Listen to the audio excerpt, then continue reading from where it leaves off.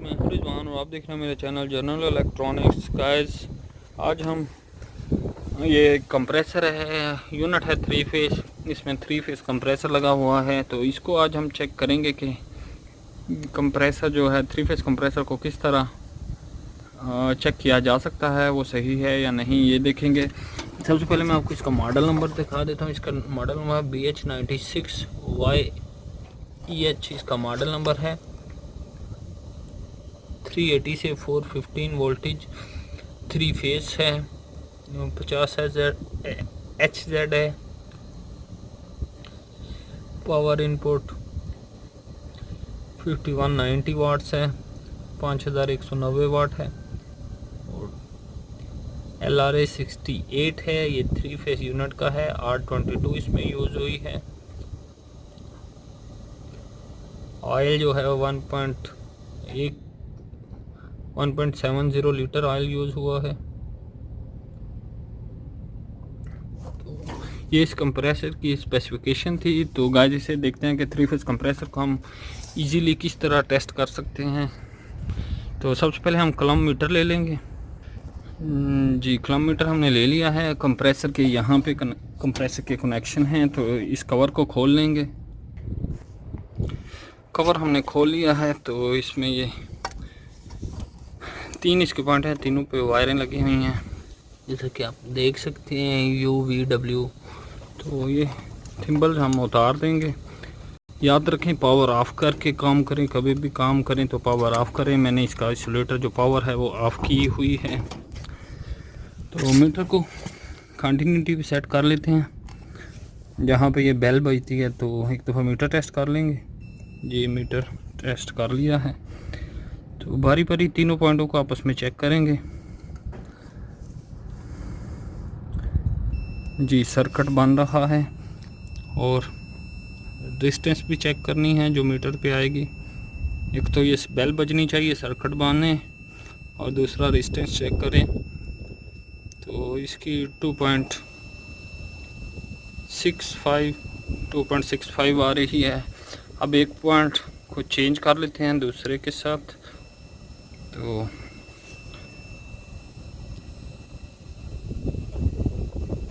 जी, इसकी भी 2.65 यानी सेम ही आ रही है, 2.6।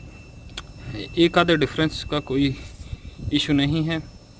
पहले हमने V और W को चेक किया, फिर हमने V और U को चेक किया। अब U और W को चेक कर लेते हैं। तो थिम्बल चेंज करेंगे। जी, अब U और W को चेक किया तो सर्किट बन रहा है, बेल बज रही है। सबसे पहली बात कि तीनों में बेल बजनी चाहिए, सर्किट बनना चाहिए। और फिर ये डिस्टेंस जो आ रही है 2.65 एक आधे पॉइंट का, यानी ये जो 65 हो रहा है उसका कोई इशू नहीं है। तो यानी ऑलमोस्ट सेम ही होनी चाहिए। तो इन तीनों में सेम है। 3 फेज के कंप्रेसर में तीनों पॉइंट पे डिस्टेंस सेम होगी तो कंप्रेसर सही होगा। अगर डिस्टेंस किसी एक पॉइंट में या 2 पॉइंट में डिस्टेंस में डिफरेंस आता है तो इसका मतलब कंप्रेसर की वाइंडिंग में प्रॉब्लम है। तो गाइस मीटर की मदद से हमने ये तो टेस्ट कर लिया कि कंप्रेसर की वाइंडिंग सही है। तो अब बॉडी के साथ चेक कर लेते हैं। कहीं भी जहाँ अच्छी अर्थ मिले तो एक पॉइंट हम बॉडी के साथ लगा दिए, और बारी बारी तीनों पॉइंट के साथ लगाएंगे। कोई सर्किट तो नहीं बनता, कोई डिस्टेंस तो नहीं है। अब देख सकते हैं तीनों पॉइंटों के साथ लगाया, बारी बारी तीनों के साथ लगाया तो कोई सर्किट नहीं, कोई कुछ नहीं।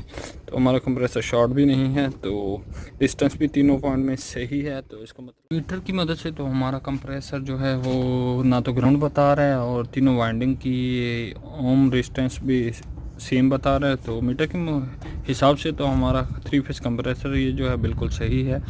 तो अब हम ये जो वायरें लगा लेंगे इसकी, ये वायरें डायरेक्ट ओवरलोड में गई हैं कॉन्टैक्टर में। तो कॉन्टैक्टर को डायरेक्टली हम यहाँ से पुश करके तो मैनुअली स्टार्ट करके चेक कर सकते हैं कि हमारा कंप्रेसर सही है या नहीं। तो कॉन्टैक्टर को जब हम पुश करेंगे तो ये वायरों के ज़रिए कंप्रेसर को यहाँ पे पावर आ जाएगी। तो ये करने से पहले वायरें हमने लगा ली हैं कंप्रेसर को। तो ये वायरिंग कहीं भी लगा सकते हैं, कोई भी वायर कहीं भी लगा सकते हैं। 3 फेस में कॉमन रनिंग स्टार्टिंग जैसी कोई बात नहीं होती। तो कहीं भी वायर कोई भी लगा सकते हैं। और अगर कंप्रेसर प्रॉपर स्टार्ट ना हो, आवाज़ ज़्यादा करे, तो 2 वायरों को आपस में चेंज कर देंगे तो वो सही हो जाएगी।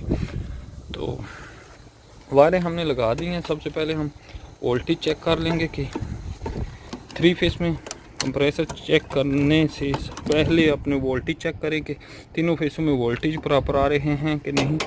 तो मीटर को हम AC वोल्टेज पे सेट कर लेंगे और बारी बारी तीनों फेस को आपस में चेक करेंगे। तो फेस 1 फेस 2 को चेक किया तो 405 एम्पीयर वोल्ट आ रहे हैं। फेस 2 और फेस 3 को आपस में चेक करते हैं तो इसमें भी ऑलमोस्ट 400 समथिंग आ रहे हैं, 5-6।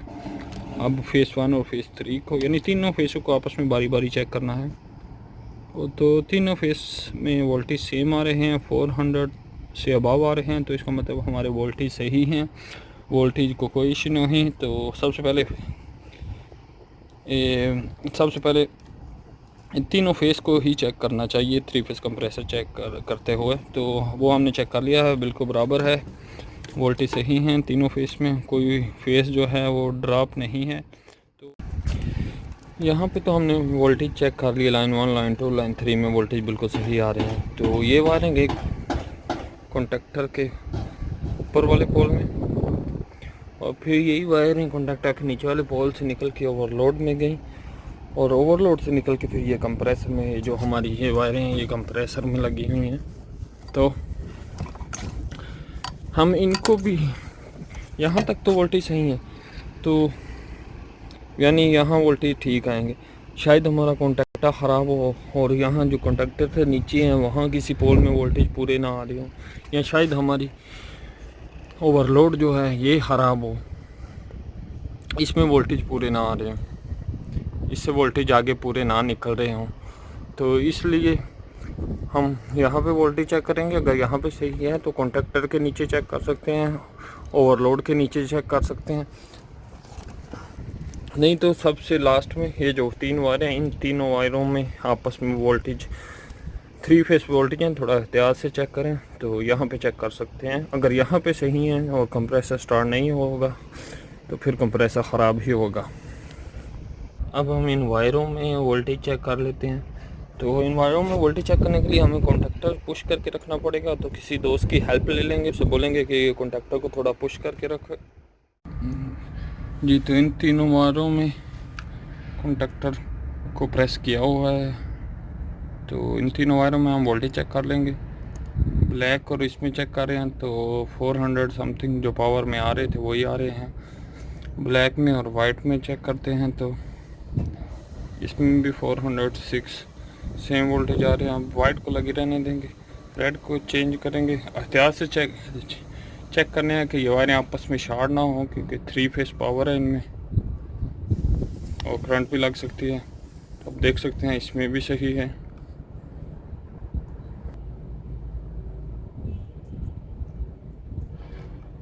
तो इसमें भी 405 वोल्ट आ रहे हैं। तो बारी बारी तीनों में इस तरह चेक कर लिए हैं तो हमारे वोल्टेज यहाँ तक बिल्कुल सही आ रहे हैं। फिर मीटर पे सेट करके 200 की रेंज में, 200-400 की रेंज में रख लेते हैं और देखेंगे स्टार्ट करके मैनुअली कि हमारा कंप्रेसर स्टार्ट होता है या नहीं। तो मीटर नहीं रुक रहा है। मीटर कहीं भी लगा सकते हैं, तीनों लाइन में, लाइन 1, लाइन 2, लाइन 3 की किसी भी वायर में यहाँ लगा सकते हैं, ऊपर लगा सकते हैं, यहाँ जो कंप्रेसर को ओवरलोड से नीचे वायरें जा रही है वहाँ लगा सकते हैं। तो यहाँ लगा लेते हैं, इजी है। तो यहाँ लगा के हम ये जो ओवरलोड के मिडल में प्रेस करने के लिए एक पॉइंट होता है तो उसे प्रेस करके मैनुअली चेक करेंगे।